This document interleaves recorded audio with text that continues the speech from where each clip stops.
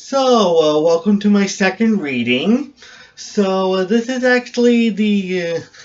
actually from chapter 4 of The Glory of Love, my first book in the saga. This is where Jordan Butler decides to work for the Just Breathe Foundation after deciding that she needs a little change in her reputation. Okay, and since this is going to be exclusively on YouTube, and I'm going to send this to the Boomer Esiason Foundation later, the description of the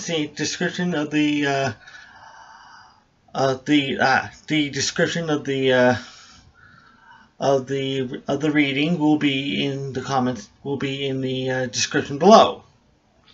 Enjoy the reading from now on. She leaves her bed and heads to the bathroom. She shares a 2-bedroom apartment with Whitney and Ricky. She stares at herself in the mirror as she visualizes memories of Liberty City in the mirror. She sees tabloid headlines plastered all over, all of them screaming her name, her twice while she was married. All the criticism, belittling, and put down she received from Matthew Stevenson's wife and relatives. All the negative publicity she got. All the terrible things she read when Yahoo, MSN, and other such public information websites wrote about her, saying what an awful role model she was to youth. How their parents didn't want their daughters to idolize her, how she is responsible for the trend of teenage girls and girls as young as 11 and 12 having sex. That last part is an absolute lie to her. Yet people all around the Western world believed it. Damn that Diane Stevens, she says lowly to herself, so she doesn't wake her roommates. Damn those sisters of Matthews. Damn that whole family to hell. How can they take all this stuff to all those trashy magazines and TV shows? If those current affairs and hard copy shows were still on, they'd make a killing as Liberty City-based contributors. She thinks about her teenage years, how her mother, a philanthropist and socialite herself, had groomed her to follow in her footsteps, taking her to all the parties and events, telling her about the importance of working for charity. She'd been volunteering at numerous fundraising projects since she was 16. She'd never been to college. Her mother had said that being a socialite was her destiny, and that she would be married to a man who was either wealthy or in a position of authority. She thinks about all the firefighter calendar competitions and cop and firefighter bachelor auctions that she'd accompanied her mother to, all to benefit children's hospitals. How she fell in love with all the guys who strutted themselves. On her 18th birthday, several months after a cop and firefighter bachelor auction, her mother, older sister, and cousins set Jordan up with several of the men whose dates didn't work out. The sister and cousins had taken pictures of all the twice that ended up on the internet. All over the internet. That's how she first got noticed, and while several female fans of firefighters and young adult children of celebrities were impressed enough to want to be friends with her, she also made many enemies among parents, caregivers, and sensible thinking teenagers. I'm not all that bad, she says. Why is the media listening to all those parents who think I'm a sex addict? I'm so far from it. My mother just has certain expectations for me, that's all. It could have been worse. I could have made a sex tape. She goes to the kitchen for something that will help her sleep and concentrate. She searches the pantry and comes across some hot chocolate, maybe some peppermint-flavored cocoa. As the water boils, she thinks about how she's going to earn money. She's been supporting herself with modeling and product promotion jobs, and she has a photo shoot at the beach between the south and southeastern bridges in just 12 hours. For some reason, her mind shifts to cystic fibrosis fundraising. She starts thinking about Peter Stevens, and how her mother's donations and involvement in the cystic fibrosis research attracted her to him. That and his bold, synthetic singing voice, his piercing blue-green eyes, his hair a mixture of white blonde and chocolate brunette, like a combination of all 5 superhuman Martial brothers. Then she starts thinking about her mother again, how she always admired Matthew Stevens for his charity work off the baseball field, but that marriage to his son would be lowering his standards. You only married Peter for his good looks and ability to bring in girls for his fan base, she had told her the day after her wedding. He may be on top and hot right now, but what if he can't get on the charts anymore, and his albums start getting bad reviews? Do you want to support him for the rest of his life? And I'll bet he's not nearly as athletic or as manly as his father, if some of his songs are any indication. No, Jordan, a pop star is not a suitable husband for you. And of course, Jordan had listened to her.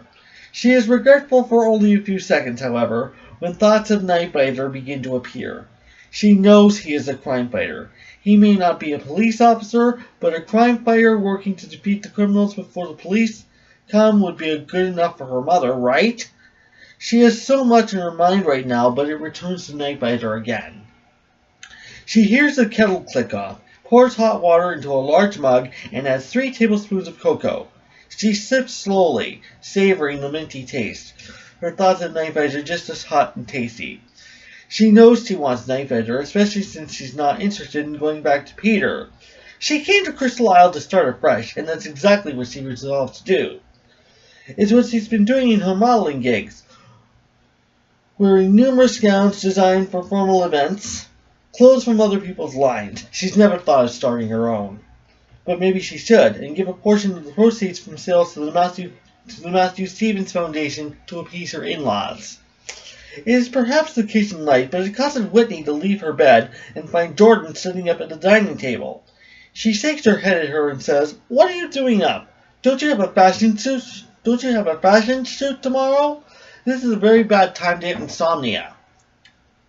Jordan sighs and says, "All these thoughts about Night Fighter and Peter and his family, that's what's keeping me up.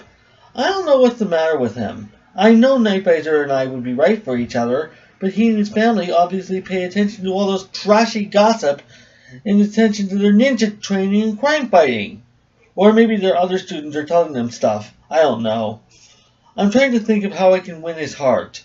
She sips her cocoa and looks curiously at Whitney.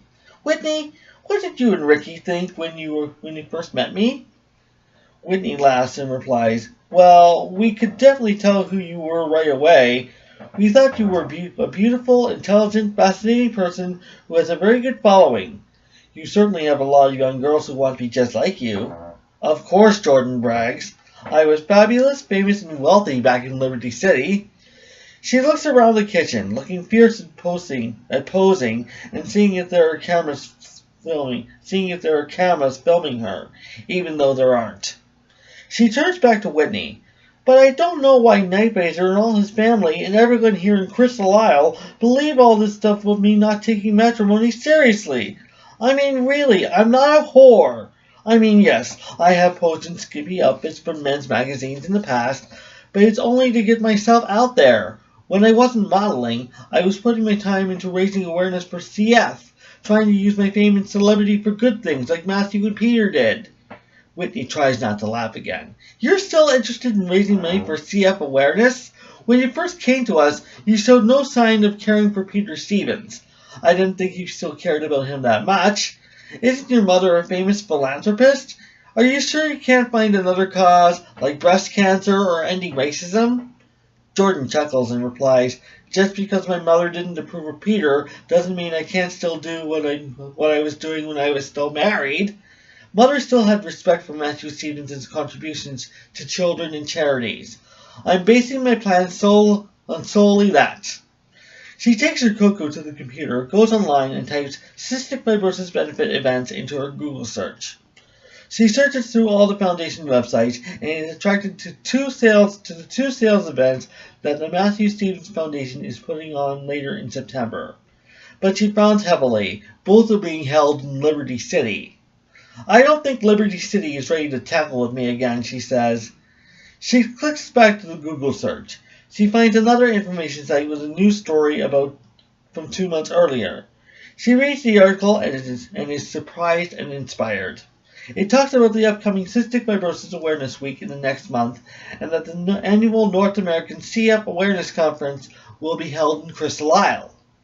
Jordan whistles and says to Whitney, "Wow, this is awesome! Maybe if I volunteer part-time at one of the cystic fibrosis nonprofits in Crystal Isle, and maybe do something for children and families and the community, maybe I can become Crystal Isle's most popular citizen, and win Night Fighter's heart in the process." Work during the week and party on the weekends, Whitney says. That'll build your reputation as a philanthropist and a socialite, and earn you respect from your next boyfriend. If not from Nightbiter, then maybe someone in Crystal Isle's police force. In the meantime, you should call the Just Breathe Foundation. It's one of the most popular nonprofits for cystic fibrosis right here in the city. I'm sure maybe you can volunteer 3 days a week or part-time, planning social events. Cool, Whitney, Jordan smiles. She takes a bigger drink of cocoa, hoping she'll be able to sleep.